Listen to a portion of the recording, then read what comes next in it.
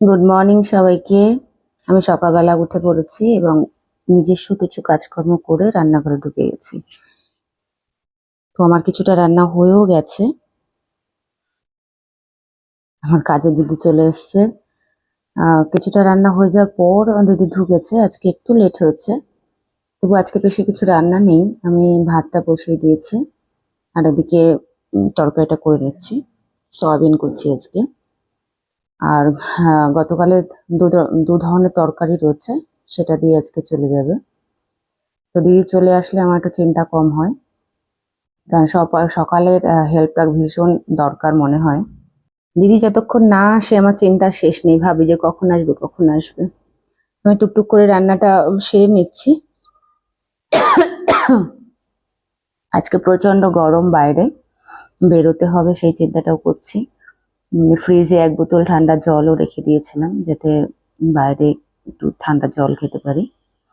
আমি জানি যে ফ্রিজের ঠান্ডা জল খাওয়াটা ঠিক না, কিন্তু বাইরে বের করার পর ঘন্টাখানেক পরে খাবো, কারণ আমার সারাদিন তো বাইরে থাকতে হয়।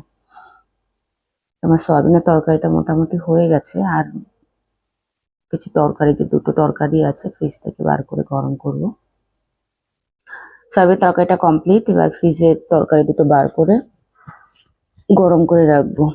মানে এখন 7টা বাজে, ওরা খেয়ে স্কুলে যাবে আর আমি সামান্য পরিমাণে খাবো, কারণ এত গরম পড়েছে আমার সাধারণত ভাত খেতে ইচ্ছেই করে না, মানে লিকুইড হলে ভালো হয়। আর এটা সাধারণত গরমকালে লিকুইড খাওয়াটাই উচিত। পেট ভারী করে এমন খাবার কম খাওয়া উচিত। আমরা বাঙালি ভাত পছন্দ করি। আমি একেবারেই অল্প পরিমাণে ভাত খাবো। জিনিস তোমাদের সঙ্গে শেয়ার করব। আমি একটা কাপ গিফট পেয়েছিলাম। সে কাপের বাক্সটা দিয়ে বেশ শক্তপোক্ত থাকে তো এই বাক্সটা, তো এই বাক্সটা ডেকোরেট করে আমি পেনদানি করব। তো এগুলো সাইডের যে বাড়তি কাগজটা সেটা কেটে নিয়ে এটার উপর দিয়ে একটা কভার দিলেই কিন্তু সুন্দর একটা কলমদানি হয়ে যাবে, যেটা আমি টেবিলে রাখতে পারবো। তা এটা কেটে কুটে ঠিক করছি। আমি কিন্তু এরকম অনেকগুলো বানিয়েছি। শুধুমাত্র কলমদানি না, এর মধ্যে চামচও কিন্তু রাখা যায়, কারণ এই প্যাকেটগুলো কিন্তু বেশ শক্ত হয় আর ভালোও হয়, অনেকদিন যায়ও। বাইরে থেকে কিনা না কিনে আমি কিন্তু সহজে বানিয়ে ফেলতে পারি। আর কভার লাগালে কিন্তু বেশ সুন্দর লাগবে। আমি দেখি মনে থাকলে এটা কভার লাগিয়ে তোমাদের সঙ্গে শেয়ার করব যে দেখতে কেমন হয়েছে। তোমরা কি কেউ করো এরকম? আমাকে কিন্তু কমেন্ট করে জানিও যে আর কি কি জানো তোমরা, তাহলে সেগুলো করার চেষ্টা করব। আমি কিন্তু এটাতে বেশ সুন্দর বানিয়ে এটা করি। রান্না মোটামুটি কমপ্লিট। এই বাঁধাকপিটা ফ্রিজে ছিল, সেটা গরম করে নিয়েছি। আর এই যে সয়াবিনটা বানিয়েছি, আর রুটি করেছি, ভাত করেছি। এই হচ্ছে আজকে খাওয়ার রুটিন। কারণ মেয়েরা কিন্তু সত্যি কথা বলতে কি মাছ একদমই পছন্দ করে না, মাংসটা পছন্দ করে। তো রান্নাঘরের কাজ সামলে আমি বেডরুমে চলে এসেছি।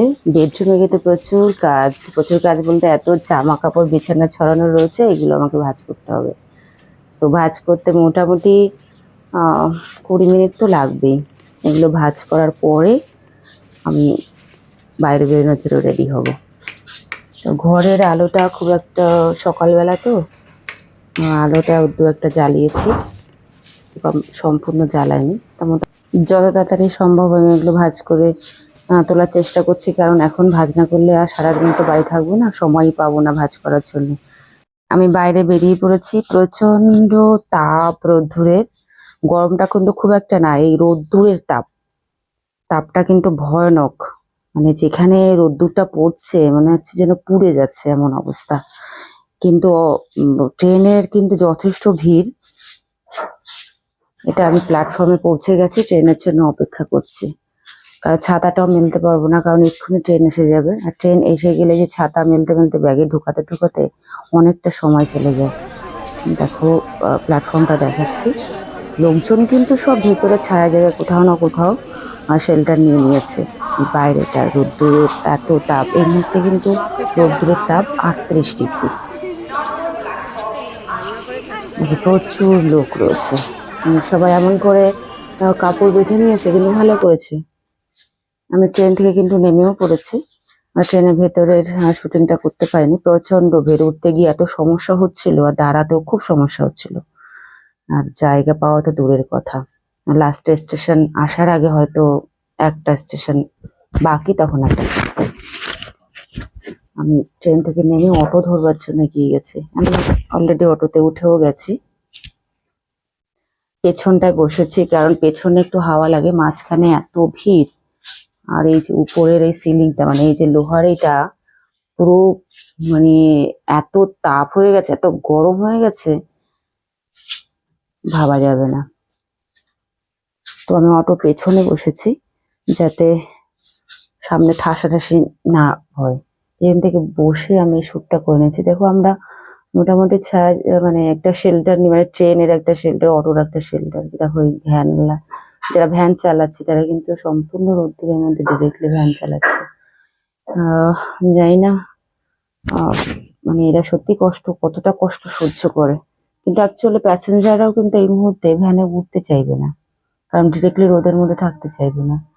এরা কিন্তু জানি না অভ্যাস কতটা হয়ে গেছে, কিন্তু তথাপি এই রোদ্দুরের মধ্যে এরা কাজকর্ম করে খাচ্ছে। খুবই খারাপ লাগে, কিন্তু কিছু করার নেই। তো আমি পেছনে বসে এই শ্যুটটা করে নিয়েছিলাম। সামনে অটোতে এত ঠাসাঠাসি, আমি পেছন থেকে একটু শ্যুট করার চেষ্টা করেছি। আমার মোটামুটি অটোতে 5 থেকে 7 মিনিট লাগে যদি জ্যাম না থাকে। প্রত্যেক দিনের জার্নি আমার এটা। এত রোদ্দুর টনটন করছে। আমি পৌঁছে গেছি আমার যেখানে পৌঁছানোর কথা, সামনে ফাঁকা মাঠ। এখান থেকে এত রোদ্দুরের তাপ ঢোকে, আমরা যেখানে বসে থাকি মানে ভাবা যাবে না। তো বন্ধুরা, আজকের ব্লগটা আমি এভাবেই করলাম। তোমাদের কেমন লেগেছে আমি জানি না, কমেন্ট করে জানিও। আর কিছু আমাকে শিক্ষার ব্যাপারে কিছু কথা বললে বলো, যে কোথায় ভুল ত্রুটি হয়েছে, আমি তাতে খুশি হব। তো সবাই ভালো থেকো, সুস্থ থেকো এবং গরমে অনেক সাবধানতা অবলম্বন করে থেকো। Tata, bye bye.